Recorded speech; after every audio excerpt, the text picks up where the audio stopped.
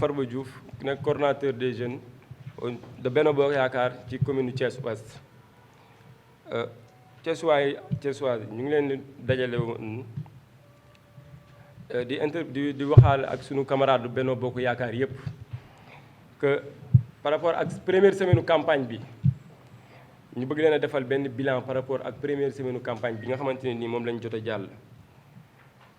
dañoo jàpp ni dafa am solo fi ñu toll nii ñu exposé li nga xamante ne nii mooy situation bi jeunesse Benno Bokk Yaakaar Thiès Ouest di doxalee depuis ouverture campagne bi ba tey. dañoo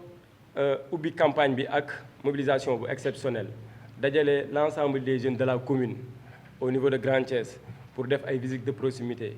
ci kaw loolu ñu dem randu leen bi nga xamante ne nii jàpp nañ ni c'est un centre de vote bu am solo parce que le président Idriss Seck fa lay voté. dem Grand Thiès bi nga xamante ne nii aussi beaucoup de responsables fa la ñuy voté. dem Safraco route de Dakar 2 Thiès noonu ce matin une équipe était à Mbour 3 pour def les visites de proximité yi nga xam ne ñun dañoo jàpp ni moo ñu mën a may ndam au soir du 31 juillet. ak ay tee débat yoo xamante ne nii cible bi mooy wax ak primo votants yi nga xamante ne nii ñoom aussi seen convaincre leen day nekk loo xamante ni dafa am solo par rapport ak vote bi nga xamante ni fa lañu jëm. mais ci kaw loolu dañoo jàpp ni suñu liggéey mën na retardé comme mën na am ay lu koy yàq ay contraintes yoo xamante ne nii mën na ko bloqué. li ko waral nag mooy ay considération yoo xamante ne ni jàpp nañ ni du jëfi kilifa et du honoré Idriss Seck mi nga xamante ne ni tey moo njaboote Benno Bokk Yaakaar bi nga xamante ne ni ñun ñëpp ñoo ko bokk fii à Thiès mu nekk suñu kilifa. te loolu mën na am ay répercussions yoo xamante ne nii du baax ci résultats yi ñu war a am le 31 juillet. dañoo jàpp ni li xew Thiès présentement surtout à Thiès Ouest loolu lu scandaleux la. parce que mënuñu comprendre ñun jeunes yi ñenn ñi bàyyi seen liggéey ñenn ñi tëj seen i biiru seen i activité commerciale et autres ñu ñëw ñun ñëpp ñu jàpp ni li am solo mooy dem sur le terrain waxtaan ak nit ñi pour convaincre leen wax leen ni enjeu yi mooy faire gagner la coalition Benno Bokk Yaakaar pour que dëkk bi mën a continuer dans la stabilité mën a continuer le président mën a continuer de faire ses réalisations mais au même moment ñuy constater que Yankhoba Diattara nekk fii di jël ay positions personnelles. di favoriser une certaine jeunesse boo xamante ne ni présentement boo demee ñu ngi toog buntu cyber nanguwuñoo nekk sur le terrain te loolu ñun on n'arrive pas à comprendre le pourquoi. c'est dans ce sens-là dans ce lancé-là la ñuy interpeller le président Macky Sall ak le président Idrissa Seck ñu xool la situation bi nga xamante ne nii moo xew. parce que le ministre Diattara jël na beneen décision boo xamante ne nii ñun bëgguñu ci sax sori parce que loolu jàpp nañ ne du li ëpp solo. mais qui pose certains actes loolu dañuy ñu pousser ñu xalaat lii la moo war a nekk ci ginnaaw parce que mënuñu comprendre département wu Thiès subvention bi nga xamante ne nii moom la ñuy allouer tous les coordinations ñu jox leen ko ba mu des la coordination bi nga xamante ni moo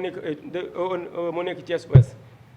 par le seul désir de Yankhoba Diattara taxawal liggéey bi nga xamante ni moo am Thiès Ouest pour favoriser ay yeneen jeunes yoo xamante ni nii gisuñu leen dégguñu leen te li xew Thiès ñëpp gis nañ ko depuis l'ouverture des campagnes. seule la jeunesse de Thiès Ouest ñoo fi nekk di def li nga xamante ni moom la ñëpp di xaar ci ñoom au lieu ñu encourager ñu gën ñu motiver ñu dem ci terrain bi ñu ngi nekk di zapper dynamique d'ensemble bi nga xamante ne nii parvenir lañ ko créer ba jeunesse bi yëpp retrouver autour de quelque chose loo xamante ne nii yombul woon mu am Thiès Ouest. donc ñun nag du ñu nangu Diattara tey di ñu diviser di ñu jaxase moo tax dañuy woowaat le président Idrissa Seck ak le président Macky Sall ñu jël seen responsabilité parce que bëgguñu benn yoon dans la campagne ñuy am ay coow suñu biir wala ñuy am ay jiixi jaaxa suñu biir parce que dañoo jàpp ni li am solo mooy dem gagner li am solo mooy dem ci nit ñi wax leen enjeu yi lan la mais mënuñu accepter que Diattara di continuer di insister sur ça su nekkee nag moom de par sa volonté xaw ma de par quoi moo jël ay moyens di ko distribuer qu'il sait na xam ni avec ou sans ces moyens nous continuerons notre campagne parce que ñun suñu décision mooy na xam ni avec ou sans ces moyens nous allons continuer notre campagne parce que on l'a démarré sans ces moyens dinañ continuer battre nos campagnes continuer nos activités le soir dinañ dem accompagner les femmes sur les visites de proximité accompagner les investis sur les visites de proximité et puis dimanche aussi demain c'est dimanche on envisage dem 2 tiers Adowa pour continuer le travail ñun ci loolu lañ nekk ku ñu si fekk si ñu jël ku ñu si fekk si wul aussi xaaruñu ko ci parce que dañoo gëm ni Idrissa Seck dañ ko war a delloo li mu yoroon à Thiès pour sigil ko mu jël victoire bi jox ko le président Macky Sall. te loolu noonu yëpp nag ñun dañoo jàpp ni Diatara su nekkee ci dynamique boobu noonu dafa xamul enjeu yi fan la nekk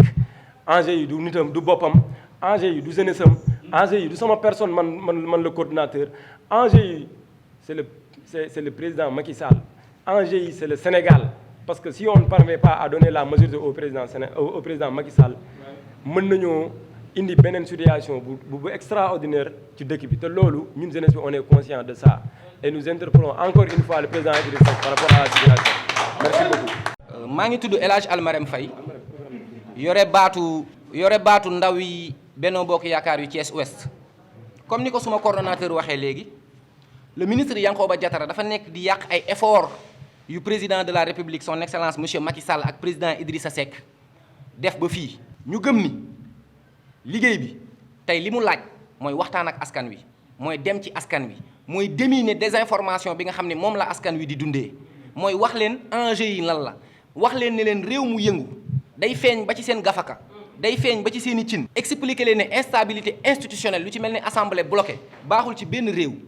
gis nañ li mu def Niger ak yeneen dëkk ci àdduna bi parce que fii ak ñaar fukki weer dañuy dem ci présidentielle stabilité lañ soxla ba ñu yegsi ci date boobu après loolu ñu xool leneen dynamique bi nga xamante ne nag jeunesse Benno Bokk Yaakaar à Thiès moom lañ jël dañ ko jël après ñu def jàngat ci résultat élection locale yi passé parce que dafa am tëralin bu fi amoon ak nu ñu doon doxalee ñu constaté leen indi lu ñu résultat mais ñu xam ne en politique bien averti que porte à porte proximité am la chaleur sociale des populations moom moo mën a indi compréhension entre la population et le pouvoir actuel moo mën a indi déggante entre askan ak ñi ko jiite. moo waral depuis lancement campagne bi lancé nañ une très grande campagne au niveau de Grand Thiès avec une très grande mobilisation ñu seetlu primo votants yi commencé comprendre parce que le niveau yéegal nañ niveau waxtaan bi information bi accessible na ñuy dérouler muy jaar yoon saa yu ñu xëyee ànd ak le docteur Ndiaye sur le terrain ngoon gi ñu accompagner les investis di def ay campagne de porte à porte et des tables de débat mais dañu seetlu ne Yankhoba Diattara dafa nekk di yàq suñu liggéey parce que dafay exiger ñu boole ay ndawam ci liggéey bi sinon du ñu jot moyens yi nga xam ne moom la ñuy liggéey ñu bëgg moom Yankhoba Diattara mu xam ne ay moyens am mu ñëw ak mu ñàkk a ñëw dañuy liggéey parce que enjeu bi c'est le triomphe du président Macky Sall porté par le président Idrissa Seck à Thiès Ouest enjeu bi loolu la soxla la personne du coordonnateur Farba n'est pas importante Farba yàgg na fi il est dans bu ñu waxul kenn bu ñu waxul jiituwul kenn ci parti bi du ñu ne kenn moo ko jiitu ci parti bi au niveau de la commune de Thiès Ouest depuis 2009 musul revendiquer poste tey jeunes yi nekk bokk AFP bokk LDR Yeesal toog fii bokk parti socialiste ñoo booloo fal Farba lan moo tax Yankhoba Diattara bëgg ñu imposer ay jeunes am jeunes yoo xamante ne bi ñu yoree suñu mbir élection locale yi passé joxuñu ñu bilan présenté wuñu waxuñu ñu lii lañ def bande de 6 personnes lañ def ñoo géré nous leur avons pas demandé de compte dañoo toppoon seen ginnaaw ci ngor ak njekk ak teranga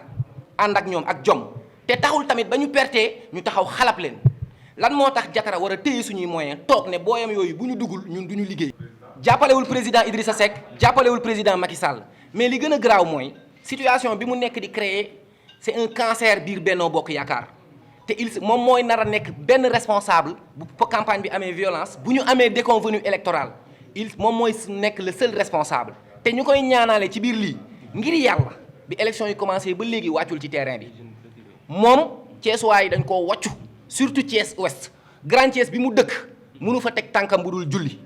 toxu na grand standing changé ni muy dundee ñun nag liggéey bi ñuy liggéey population bi mu ngi ñuy comprendre ñu ngi discuter la fluidité passe gis dajewuñoo kenn ci terrain bi Benno Bokk Yaakaar moo fi nekk ba fii Thiès Ouest léegi ñuy ñaan Yankhoba Diattara de 2 choses l'une soit na toog cyber campus ngir yàlla bu mu yàq wàcc ci terrain bi dañu taxal wa ak ay moyens am ak ay booyam wala mu dem toog Gambie ba le 1er août mu ñibbisi incha allah